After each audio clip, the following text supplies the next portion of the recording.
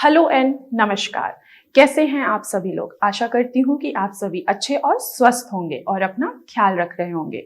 मैं डॉक्टर कंचन सिंह और आज के इस वीडियो में मैं आप सभी से बात करने वाली हूँ हॉट टब थेरेपी के बारे में, जो कि आजकल यूट्यूब पे बहुत ही ज़्यादा फेमस हो रही है। बहुत सारे पेशेंट हैं जो देखते हैं और देन जब वो हमारी ओपीडी में विजिट करते हैं तो उनका यही सवाल होता है कि डॉक्टर, क्या हॉट टब थेरेपी हमें लेनी चाहिए या नहीं लेनी चाहिए। यहाँ तक कि वो भी पेशेंट ये सवाल पूछते हैं जो हॉट टब थेरेपी ले रहे हैं। पूछते हैं कि मैम हम तो हॉट टब थेरेपी ले रहे हैं लेकिन हमें कोई बेनिफिट नहीं दिख रहा है। तो आज मैं इसी टॉपिक पे बात करने वाली हूँ कि आखिर क्या होता है ये हॉट टब थेरेपी। क्या एक किडनी फेलियर का पेशेंट हॉट टब थेरेपी ले सकता है या नहीं ले सकता है, आखिर इसके क्या क्या फायदे हो सकते हैं। तो चलिए वीडियो को स्टार्ट करते हैं। आइए सबसे पहले हम समझ लेते हैं कि आखिर ये हॉट टब थेरेपी होती क्या है। तो हॉट टब थेरेपी में क्या किया जाता है, एक टब लिया जाता है, उसमें गर्म पानी डाला जाता है। अब वो गर्म पानी का जो टेम्परेचर होना चाहिए वो 40 डिग्री सेल्सियस होना चाहिए। उस गर्म पानी में एक किडनी फेलियर पेशेंट को बैठा दिया जाता है। जैसे एक ह्यूमन बॉडी है, जैसे ही पानी में एंटर करती है, स्पेशली अगर गर्म पानी में, तो हमारी बॉडी से कुछ चीजें निकलती हैं। वो क्या है, जैसे कि पसीना। अब इन पसीना में क्या क्या चीजें निकलती हैं, 3 चीजें निकलती हैं। एक है हमारा फ्लूइड, दूसरा हमारा नमक, तीसरा हमारा यूरिया। जैसा कि आप सभी को पता है कि किडनी जब हमारी काम नहीं करती है तो इन्हीं 3 वेस्ट मटेरियल को हमारे शरीर के अंदर भरना स्टार्ट कर देती है।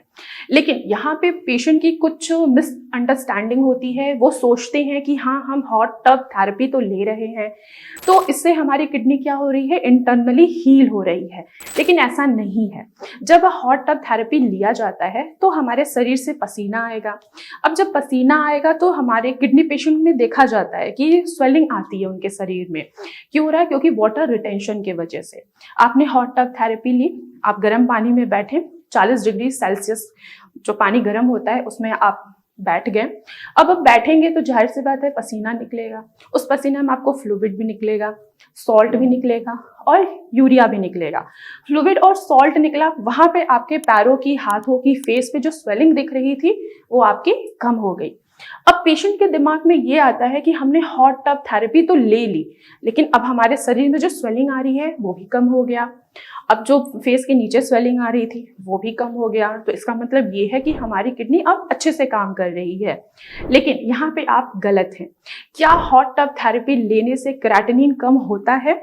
तो मेरा मानना है, और ये साइंटिफिक प्रूफ है, कि अगर आप हॉट टब थेरेपी ले रहे हैं तो आपका क्रेटिनिन कम नहीं होगा। हाँ, आपके बॉडी में जो एक्सेस यूरिया है जो बाहर नहीं निकल पा रहा है यूरिन के जरिए, वो आपका थोड़ा सा कम हो जाएगा। जो फ्लूइड है एक्सेस वो भी आपका थोड़ा सा कम हो जाएगा और जो सॉल्ट है वो भी आपका पसीने के जरिए बाहर निकल जाएगा।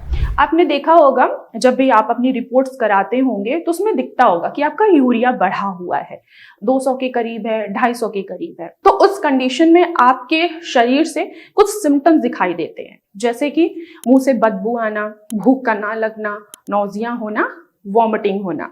जब हॉट टब थेरेपी लेते हैं तो पसीने के जरिए तो यूरिया बाहर आ गया, तो आपको क्या लगता है कि आपको भूख लगना स्टार्ट हो गया, आपका वॉमिटिंग बंद हो गया, आपका नौजिया आना जो आप फील कर रहे थे वो आना बंद हो गया। लेकिन यहाँ पे आपका क्रेटिनिन जो है वो बाहर नहीं आ रहा है, क्योंकि जब हम पानी में बैठते हैं तो पानी जो है वो हमारे शरीर से अंदर नहीं जाता है।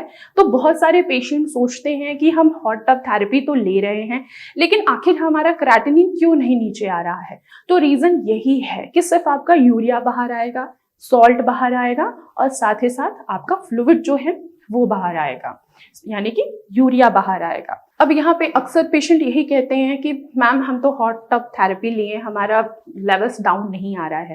तो जैसा अभी मैंने आपको बोला कि आपका क्रेटिनिन बाहर नहीं आ सकता है क्योंकि पानी जो है वो आपके शरीर के अंदर नहीं जा सकती है। अब किडनी आपकी डैमेज हुई है, आखिर क्यों हुई है? हाई ब्लड प्रेशर की वजह से और डायबिटीज की वजह से। देखा गया है कि 80% लोगों की किडनियां बीपी और शुगर की वजह से ही खराब होती हैं। तो जब अगर आप हॉट टब थेरेपी ले रहे हैं या आप पानी में बैठ रहे हो तो इससे क्या आपका बीपी मैनेज हो रहा है? नहीं। इससे क्या आपका शुगर मैनेज हो रहा है? नहीं। तो आप खुद सोचिए कि अगर आप हॉट टब थेरेपी ले रहे हैं तो क्या इससे आपका क्रेटिनिन बाहर आएगा? नहीं आएगा। इसके लिए आपको प्रॉपर मेडिकेशन लेनी होती है, प्रॉपर डाइट फॉलो करना होता है। ऐसी डाइट फॉलो करिए जिससे आपका क्रेटिनिन ना बढ़े। हाँ, मैं इतना जरूर कहूंगी कि अगर आप हॉट टब थेरेपी लेना चाहते हैं तो ले सकते हैं। अगर आपका यूरिया बहुत ज्यादा बढ़ रहा है, मेडिकेशन लेने के बाद भी आपका urea day by day increase हो रहा है, जिसकी वजह से आपका क्रेटिनिन भी इंक्रीज हो रहा है, तो आप हॉट टब थेरेपी ले सकते हैं। लेकिन अगर आप अपने क्रेटिनिन को कम करना चाहते हैं तो प्रॉपर मेडिकेशन लीजिए, अपने बीपी को बैलेंस करिए, अपने शुगर को बैलेंस करिए, जिससे आपका क्रेटिनिन का लेवल ना बढ़े। स्पेशली देखा गया है कि जितने भी किडनी के पेशेंट होते हैं जो किडनी डिजीज से सफर कर रहे हैं, वो अपनी डाइट को सीरियस नहीं लेते हैं। अगर आप अपनी डाइट को सीरियस नहीं लेंगे तो आपका क्रेटिनिन बढ़ेगा, क्योंकि ये जो क्रेटिनिन है ये हमारे मसल से ही ब्रेक डाउन होके बाहर निकलता है। हम कुछ भी खा रहे हैं, हमारे लीवर उनको डाइजेस्ट कर रहा है, मसल्स क्या कर रहे हैं, क्रेटिनिन को ब्रेक डाउन कर रहे हैं और यूरिन के जरिए वो बाहर निकाल रहे हैं। लेकिन आपकी किडनी डैमेज हुई है बीपी के वजह से, शुगर के वजह से, किडनी स्टोन के वजह से या अदर रीजंस हैं जिनके वजह से आपकी किडनी डैमेज हो रही है। तो आपको फोकस करना है उन रीजंस के ऊपर जिससे आपका क्रेटिनिन का वैल्यू धीरे धीरे कम आए। तो मैं आशा करती हूँ कि आप सभी लोगों को समझ में आया होगा कि आखिर हॉट टब थेरेपी हम ले सकते हैं या नहीं ले सकते हैं, किस कंडीशन में। तो आज की वीडियो में बस इतना ही, फिर मैं मिलूंगी नेक्स्ट वीडियो में। तब तक के लिए धन्यवाद।